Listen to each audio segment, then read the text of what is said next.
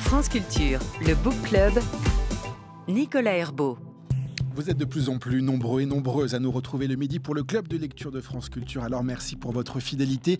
Nous poursuivons ensemble notre mission, vous donner envie de lire et de découvrir les grands auteurs et les grands penseurs. Ce midi, nous allons donc lire Pascal, Blaise Pascal, et plus particulièrement les pensées.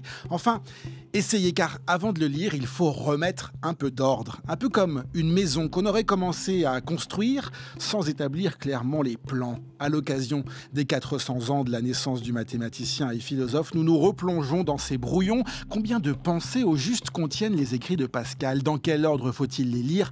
A-t-on enfin trouvé cet ordre définitif ou l'ordre original voulu par l'auteur? Pour esquisser des réponses, on accueille nos invités dans un instant, mais aussi les lecteurs et lectrices du Book Club. Je lisais toutes les réflexions les unes à la suite des autres jusqu'à en trouver une qui me parle. Malheureusement, c'était systématiquement les plus désespérantes. L'homme ne peut se suffire à lui-même sous peine de se retrouver face à une épreuve vraiment insupportable, un tête-à-tête avec soi-même et la contemplation de son propre néant. Peut-être qu'à la fin, j'aurais trouvé la grâce, mais le risque était trop grand de dépérir définitivement. France Culture, le Book Club, Nicolas Herbeau. Et les voix de Cyril et Élodie, membres de notre club de lecture. Bonjour Marianne Alphand. Bonjour. Vous êtes romancière, essayiste, critique littéraire. Vous avez travaillé à Libération et vous avez dirigé aussi les revues parlées du Centre Pompidou. Vous rééditez aujourd'hui votre Tombeau pour un ordre qui a été publié chez Hachette Littérature en 1998 et qui reparaît donc aujourd'hui aux éditions POL en format poche, où vous publiez d'ailleurs la plupart de vos livres. Vous avez longtemps, Marianne Alphand, écarté l'idée d'écrire sur Pascal, malgré, si je ne dis pas de bêtises, les sollicitations des éditeurs, à commencer par celle de Paul Olszewski-Lawrence. Qu'est-ce qui vous a décidé à l'époque ? Oui, Pascal est une espèce de figure immense. Et même si, j'avais toute la formation philosophique, j'avais tout bien fait, j'enseignais la philo, etc. Pour moi, c'était un univers qui était trop intimidant, qui était trop grand pour moi. Donc, je commence par refuser la proposition de Paul Olszewski-Lawrence au moment où il crée cette petite collection qui était l'édition des textes classiques avec des préfaces d'auteurs. Je lui dis non. Et je l'aiguille sur un autre texte. Il me dit bon, on verra après. Finalement, ça ne s'est pas fait. Et puis, c'est Benoît Chantre qui dirigeait une collection avec à nouveau un écrivain ou un philosophe qui parlait d'une de ses lectures. Et là, terrifiant, il y avait Rancière qui avait écrit sur Mallarmé, etc. Donc je lui dis non. Et en fait, ce qui sans doute m'a permis de céder ou d'accepter, c'était l'exemple de Lafuma, de Louis Lafuma, à qui on doit un tournant, sans doute, de l'édition de Pascal, et qui raconte dans ses préfaces qu'il n'avait aucun titre à s'occuper de Pascal. Simplement, il avait été, on le sait maintenant, il dirigeait les éditions, les papeteries, les grandes papeteries Navarre, Lafuma, etc. Et au moment de la guerre, il est juif et donc il est, on va dire, spolié. Et donc il se trouve avec du temps devant lui. Et alors qu'il n'a aucune formation philosophique, dit-il, il pense qu'il va s'occuper simplement de la partie matérielle, c'est-à-dire des papiers. Des papiers, de ces fameux fragments qui avaient été enfilés en liasse, qui avaient été ensuite désenfilés, qui avaient connu une existence, disons, on va dire, très extraordinaire. Parce que quand même, de siècle en siècle, on s'occupe d'essayer de les remettre en ordre. Et voilà, je me suis dit, s'il ne connaissait pas du tout, peut-être que je peux faire comme lui.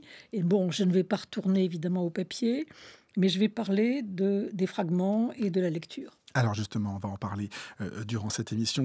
On va rentrer dans le détail d'ailleurs de ce que représentent vraiment ces écrits et ces manuscrits. Et pour relire ensemble et remettre un tout petit peu d'ordre et échanger également, nous avons convié Laurent Thirouin. Bonjour, merci d'être avec nous à distance, en direct. Bonjour. Vous êtes professeur émérite de littérature française du XVIIe siècle à l'Université de Lyon. Vos travaux sont principalement consacrés à l'œuvre de Pascal. Vous dirigez également le séminaire sur les pensées qui se tient entre Lyon et Clermont-Ferrand et vous publiez une réédition, là aussi augmentée, de Pascal ou le défaut de la méthode, lecture des pensées selon leur ordre.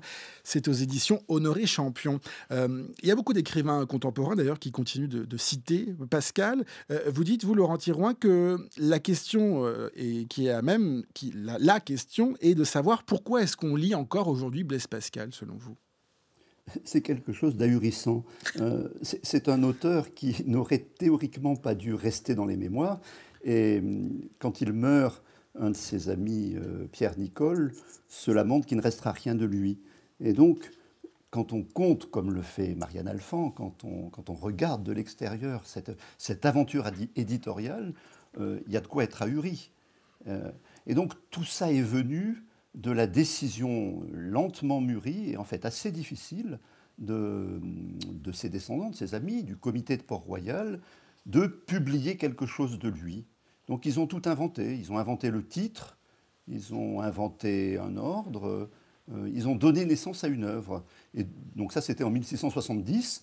Et depuis 1670, on ne fait que corriger, reprendre la première édition de ce qui était un ensemble disparate et reconnu comme tel dès le départ, puisque le titre, je le rappelle, mais c'est assez connu, le titre de pensée n'est pas de Pascal. Pascal ne s'est jamais donné le ridicule d'écrire mes pensées.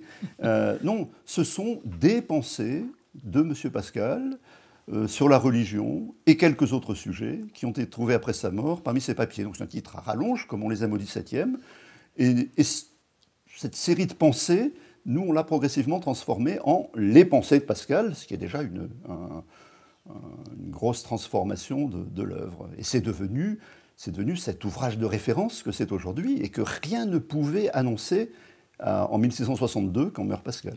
Alors, on va voir évidemment comment ces documents, ces manuscrits sont arrivés jusqu'à nous. L'objet de ces écrits, vous l'avez dit en partie, Laurent Thirouin, c'est donc cette apologie de la religion chrétienne.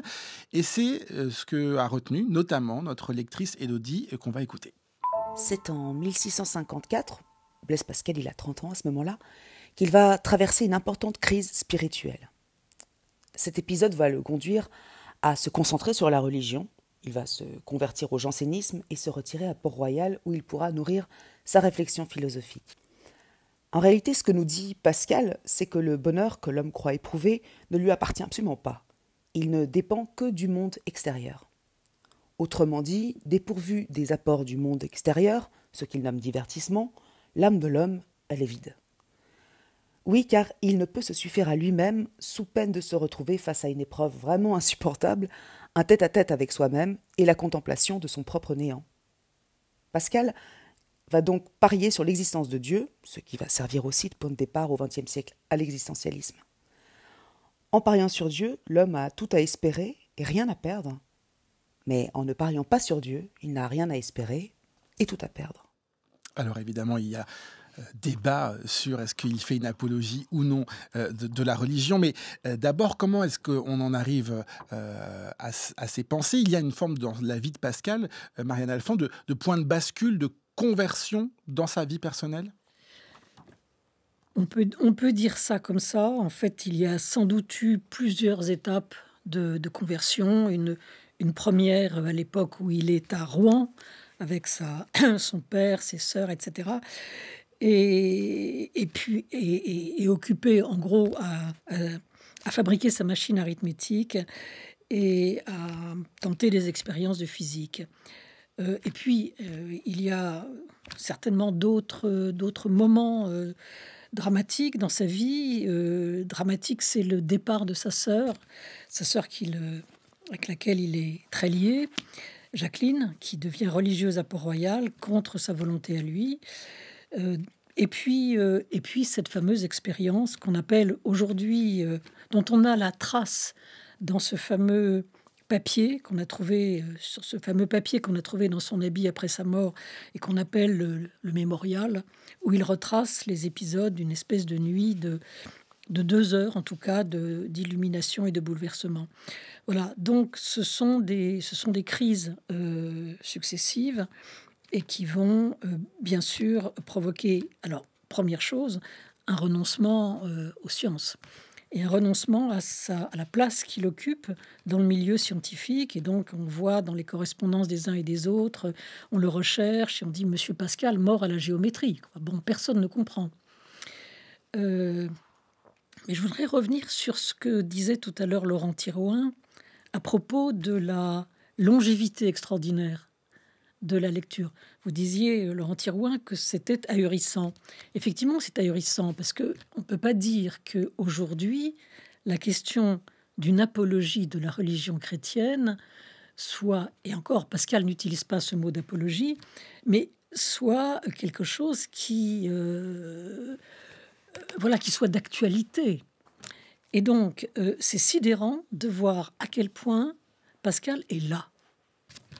Laurent Thirouin, sur l'idée de cette conversion, et alors certains disent apologie ou non. D'ailleurs, ça vient d'où cette idée d'apologie? Est-ce que c'est l'équipe de Port-Royal qui a un peu poussé et si vous pouvez d'ailleurs nous préciser qui sont les membres de l'équipe Port-Royal, si on peut dire? Oui. Alors, bien sûr, mais je réagis. Allez-y. Je suis entièrement d'accord avec ce que dit Marianne Alphand, mais j'en tire une conclusion légèrement différente.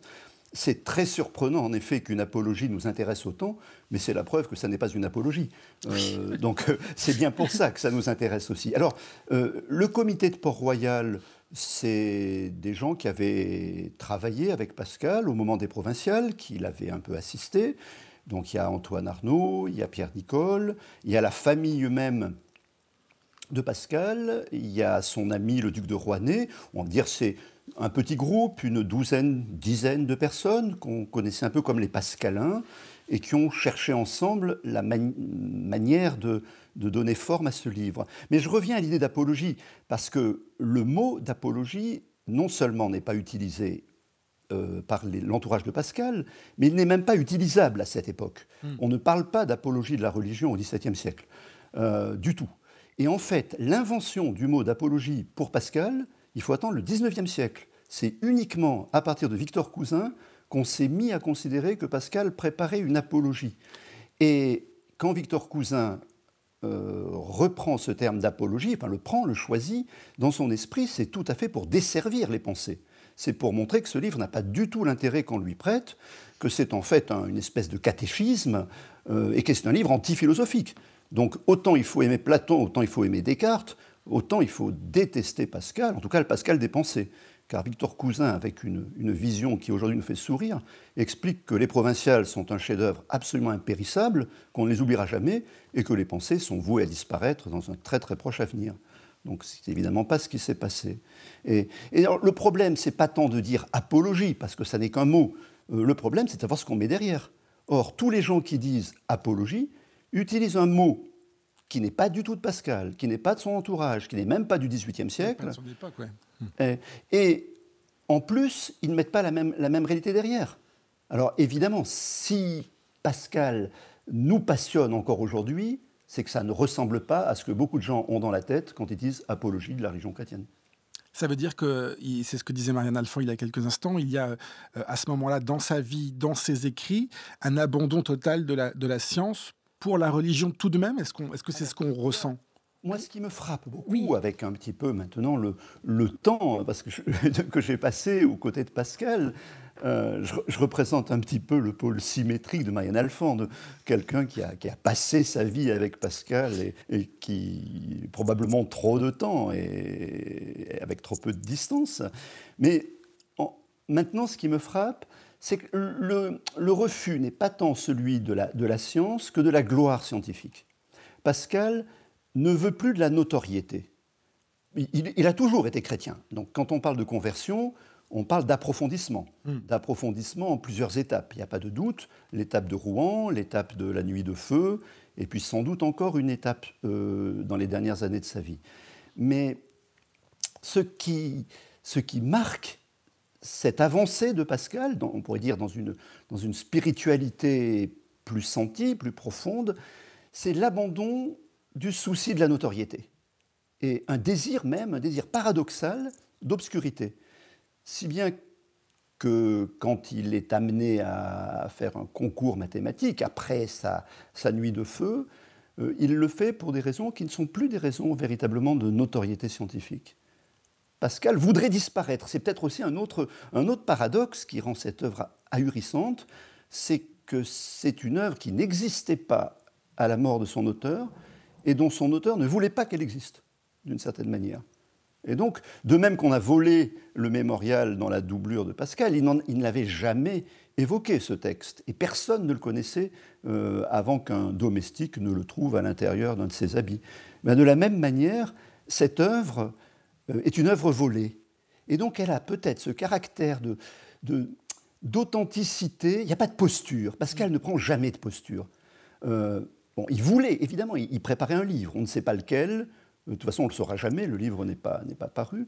Mais il ne travaillait pas pour la galerie. Il ne cherchait pas à se faire reconnaître. Et il y a dans cette espèce de choix incroyable de sa propre disparition, il y a une sorte de dynamique de force qu'on éprouve toujours quand on le lit. Marianne Alphonse, vous avez le même regard sur cette œuvre non-œuvre. Oui, œuvre non-œuvre. On peut dire qu'il a complètement raté son coup si il souhaitait au fond disparaître. Mais il y a, je pensais à cet autre petit papier que sa sœur Gilberte retrouve après la mort de Pascal. Elle s'étonnait et elle souffrait un peu parce qu'il est mourant chez elle, il est très malade, et puis c'est chez elle qu'il va mourir. Et elle trouvait qu'il était très froid avec elle, qu'il refusait ses soins, etc. Et elle découvre ce papier où Pascal écrit « Il est injuste qu'on s'attache à moi. Je ne veux pas qu'on m'aime. Je ne veux être la fin de personne. » Bon, alors là, encore une fois, cette espèce de passion très, très partagée pour Pascal, d'ailleurs tout Pascal, c'est-à-dire, bon, là, évidemment, nous parlons des pensées, mais on peut dire qu'il y a une sorte de passion collective aussi pour les provinciales, bon, et pour la figure de Pascal. On dira un mot des provinciales tout à l'heure. Voilà, et donc on peut dire que en soi, c'est un miracle que ce livre existe, et c'est un autre miracle qu'il continue à nous passionner. Est-ce qu'on peut décrire très concrètement à quoi ressemble ce manuscrit ? Ce sont des petits bouts de feuilles qui traînent par-ci, par-là. Qu'est-ce qu'on retrouve au moment de la première publication, si on peut dire, Marianne Alphonse ? Alors, ce qu'on a retrouvé, semble-t-il, parce que les proches disent un amas de petits papiers, etc. Ce qui fait que pendant très longtemps, par exemple, on a cru que Pascal écrivait comme ça, il jetait des pensées sur des petits bouts de papier. Bon, non, pas du tout. Il écrivait sur des feuilles. Il séparait disons, il distinguait les pensées, si l'on peut dire, par des traits. Et à un moment de sa vie, il était déjà assez malade. Il les découpe. Il les met, il en constitue des liasses qu'il coud ensemble, et on pense que ces liasses étaient suspendues dans son cabinet. Et à sa mort, on défait les liasses. Et là commencent les errements, si je puis dire, parce que il semblerait qu'on ait recopié les liasses à mesure qu'on les défaisait. Puis il y avait des papiers qui n'étaient pas encore attachés en liasses, et ensuite une espèce d'autre, si je puis dire, mini-catastrophe, c'est que ses proches ont un souci quasi religieux de ces restes, ce sont des reliques, et donc ils vont penser à les coller sur un grand registre, mais ils vont les coller d'une façon, un peu aléatoire, comme ça convient sur une feuille, en remplissant les vides, les marges, etc., avec des papiers très très disparates. Et c'est ça que découvre Victor Cousin quand il va à la bibliothèque, qui n'est pas encore la Bibliothèque nationale, ce qui va le devenir. Il est stupéfait de voir, au fond, cette espèce de fouillis, de chaos. Bon, et donc ça va entraîner un autre type d'édition. Et voilà, donc il faut imaginer que nous avons des restes, nous avons des débris, nous avons des fragments, mais formés en en liasse. Et justement, Laurent Thirouin a très bien parlé de ces liasses et de la façon dont on pouvait peut-être chercher un ordre. Vous dites, Laurent Thirouin, lire Pascal, c'est une lente acceptation d'un brouillon, la résignation à une ébauche. Il y a un premier ordre et au fur et à mesure des siècles, on a sans relâche essayé de déchiffrer, d'affiner cet ordre, de le modifier, de le bousculer, de remettre ces liasses en état. C'est tout à fait déconcertant au fur et à mesure des siècles. Est-ce qu'on lit des choses qui sont différentes finalement ? Oui, alors je dirais d'abord c'est exaltant parce qu'il y a très peu d'œuvres de cette importance qui permettent un réel progrès objectif d'un point de vue positiviste. C'est-à-dire que le Pascal aujourd'hui qui est le nôtre, en 2023, est un Pascal beaucoup plus sûr, beaucoup plus authentique que celui que pouvait lire Voltaire, par exemple, dans les lettres anglaises, ou que celui que pouvait lire Chateaubriand quand il parlait d'un effrayant génie. On sait beaucoup plus de choses et on continue encore à progresser. Alors, c'est assez compliqué à expliquer, mais c'est tout à fait faisable. Alors, je rajouterai une chose à ce que vient de dire Marianne Alphand. Le recueil original, donc ce gros volume sur lequel sont collés les petits papiers de Pascal, a un avantage absolument incroyable qu'il faut quand même souligner, qu'il faut rappeler, c'est que ça nous permet d'avoir les manuscrits d'un écrivain du XVIIe siècle à une époque pré-romantique où le manuscrit n'a pas de valeur. Aujourd'hui, on garde tout d'un écrivain, tellement on est intéressé par ses paperoles, par ses hésitations. Au XVIIe, on détruit dès que l'œuvre existe. L'ébauche de l'œuvre n'a pas d'intérêt par rapport à l'œuvre. Avec Pascal, pour une double raison. D'abord parce que l'œuvre n'a jamais existé, et ensuite, pour reprendre les termes de Marianne Alphand, parce que c'était considéré comme des reliques, on a gardé ces papiers. Et donc, on a tout. On a les ratures, on a les hésitations, et on a parfois, ce qui est extraordinaire, je ne prendrai qu'un exemple, parce que celui-là me tient particulièrement à cœur, on a des mots qu'il commence à écrire, et puis au moment même où il les écrit, il se rend compte que le mot ne va pas. Et donc, il le remplace par un autre mot. Et donc, on le voit, on entre un peu à ses côtés, et on le voit rejeter une notion, alors une qui nous intéresse particulièrement ici, c'est un texte qu'il s'apprête à intituler « Division ». Et il écrit « divi » et il s'arrête. Mais non, ça n'est pas du tout « division » que je veux. Ce mot ne va pas. Et donc, sans même avoir fini d'écrire « division », il écrit à la place « ordre ». Ce qui nous montre déjà une chose, c'est que pour Pascal, dire « ordre », c'est rejeter la notion de division. À un autre endroit, il parle des divisions de Charon qui attristent et ennuient. Donc, bien sûr, Pascal, qui n'a laissé aucune œuvre précise, qui n'a pas donné véritablement forme au livre qu'il préparait et dont on ne connaît ni le titre, ni le sujet, ni la fonction, dont on ne sait rien, Pascal a quand même laissé des papiers qu'il a mis dans un ordre. Et ça, c'est cet ordre qui nous passionne. Un texte, une pensée qu'on voit presque en train de s'écrire, comme vous le décriviez. Alors, est-ce qu'on peut se tromper dans la lecture de Pascal, Marianne Alphand, ou alors on a le droit de tout s'autoriser, de sauter des liasses, de revenir en arrière, d'ouvrir le livre n'importe où, de zigzaguer, bref, de faire un peu sa propre expérience, sa liberté à soi de lecture? Oui, alors je crois que quand on n'est pas spécialiste, hein, comme Laurent Thirouin, parce que Laurent Thirouin le ferait pas, je pense. Voilà, non, quoique.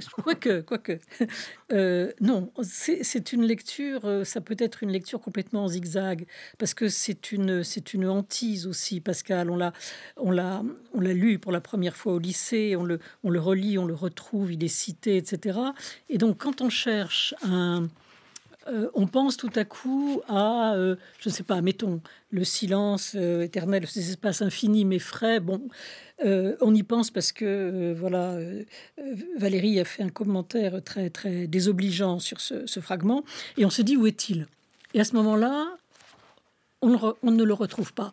C'est le problème de ces montages, si je puis dire, c'est que, comme il n'y a pas d'ordre, d'une certaine façon, les pensées sont numérotées et quand on les cherche, on ne les trouve pas. J'évoquais à propos de à propos de cette espèce d'égarement. Du coup, un égarement qui suscite une autre forme de fascination. On est libre, voilà, on circule, on reprend, on abandonne, on répète.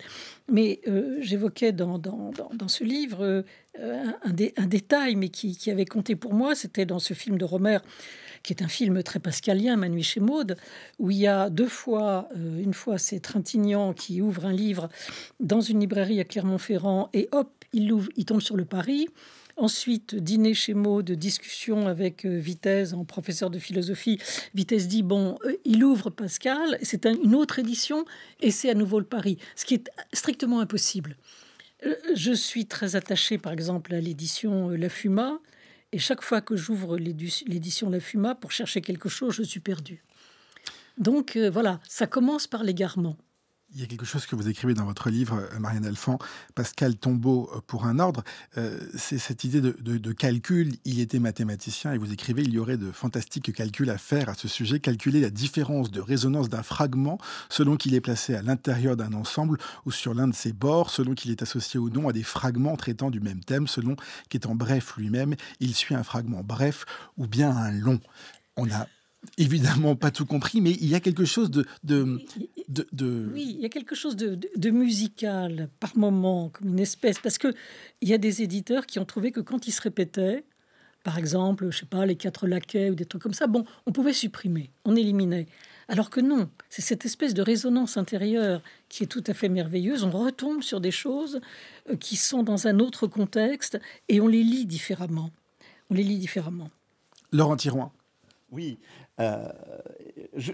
on va peut-être se séparer un peu maintenant, même si je suis totalement d'accord sur la notion de quelque chose de musical dans les pensées. Alors j'aime bien la question, peut-on se tromper ? Je crois que oui, on peut se tromper dans les pensées. Les lire en zigzag, bien entendu, n'empêche que Pascal a construit quelque chose qu'on n'a pas connu avant la Fuma, et que bizarrement, on n'a pas trop cherché à exploiter depuis la Fuma. Ça a été une de mes grandes surprises quand je me suis vraiment lancé dans ce travail sur la signification d'Élias. Depuis la Fuma, les bons éditeurs, en gros, les éditeurs respectueux des manuscrits, respectueux de la philologie, font ce qu'on appelle des éditions objectives. Et donc, toutes les éditions des pensées respectables commencent par l'Élias classé. Et puis après, on fait comme si elle n'existait pas. Par exemple, Pascal a une Élias qu'il a intitulée Vanité, une Élias qu'il a intitulée Misère. Pourquoi a-t-il séparé ces deux séries ? Pourquoi ? Alors, généralement, les commentaires confondent les deux. Il a intitulé une Élias Divertissement, et à côté de cela, il parle du divertissement dans toutes les autres Élias du début des pensées. Pourquoi Pascal n'a-t-il pas réuni toutes les pensées sur le divertissement dans une Élias qu'il avait précisément intitulée Divertissement ? Donc, Pascal a bâti une espèce de dispositif, alors qui n'est pas le plan d'un livre, qui est juste un classement intellectuel, alors qui est en effet, alors là je rejoins Marianne Alphand, qui est quelque chose de musical, qui consiste à bâtir une lente musique qui fait réentendre des notes. Mais si on garde votre métaphore de la musique, qui me va très bien, on est bien d'accord que prendre une pièce musicale et classer tous ces éléments, c'est-à-dire mettre tous les do d'un côté, tous les do dièse d'un côté, tous les si bémols d'un autre, ça va donner rien du tout. On sortira complètement de l'œuvre. C'est cacophonique. Donc, la musicalité de Pascal n'est pas n'importe quelle musicalité. Il a lui-même donné les éléments d'une musicalité. Et là, il faut se retrousser les manches, il faut essayer de comprendre. Il y a eu des gens qui ont dit « l'Élias classé, c'est pas possible, c'est trop incohérent. Pascal n'aurait jamais fait ça.